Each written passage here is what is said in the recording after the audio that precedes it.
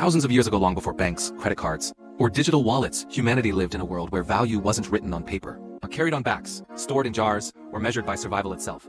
There were no dollars, no coins, no gold bars, just needs, skills, and trust. And this is where the story of money truly begins.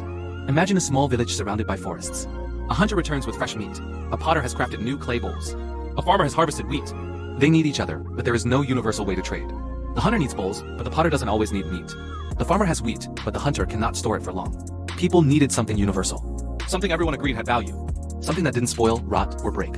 And that is when humanity discovered the idea that would shape civilizations for thousands of years. Money. But the first money wasn't coins. It was strange things, grains of salt. These objects weren't valuable because they were beautiful. They were valuable because people believed in them. This belief, this shared illusion, was the world's first financial system. But as villages grew into towns, towns into cities, and cities into kingdoms, this primitive system became too weak, too slow, and too chaotic. That is when the greatest transformation in financial history began. Around 600 BC. In the ancient kingdom of Lydia, a king named Aluaches faced a problem. Trade was exploding. Merchants were traveling long distances, and the economy was growing faster than the system could handle. So he created something the world had never seen, stamped metal coins, because it didn't rot, didn't break, and couldn't be faked easily. Why a stamp? Because the king's seal was a promise. This has value because the ruler says so. For the first time, value wasn't in the object. It was in the authority behind it. Money was no longer just a tool, it became power. Governments quickly realized, if you control money, you control trade. You control people, you control the world. Gold became the chosen one because it was rare, shiny, and trusted across civilizations. Egyptians worshipped it. Romans hoarded it. Chinese merchants measured it. European kings killed for it. Gold didn't just symbolize wealth, but carrying gold everywhere was dangerous, heavy, slow, risky. That's when money evolved again. In ancient China, merchants needed a safer way to carry wealth. So they left their gold in a safe house and carried a slip of paper instead of receipt. This receipt became accepted in shops, then accepted in cities, then accepted by governments. Paper worth almost nothing became more powerful than gold. This was the world's biggest financial trick. Money is valuable only because we all agree it is.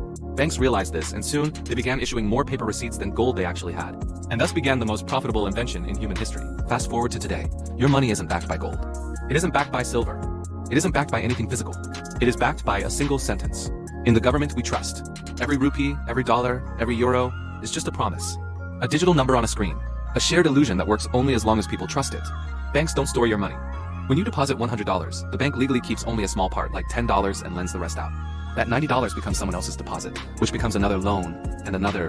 From $100, banks create $900. This is the modern system. Money is not created by labor, gold, or trade. It is created by debt. Money started as a tool to make life easier. But today, you work for it. You sacrifice time, freedom, and dreams for it. Your success is measured by it. Your status depends on it. Your life decisions revolve around it. Money controls nations through loans, controls people through salaries, controls markets through interest rates. And the system is designed so one truth remains forever. The more you chase money, the more it owns you. Humanity created money to gain freedom. But somewhere along the journey, we became prisoners of our own invention. Because money is no longer a tool we use, it is a system we live inside. A system built on belief, controlled by power, and fueled by debt. And as long as people trust it, the illusion continues. But the day trust breaks, money dies. And history has shown this again and again.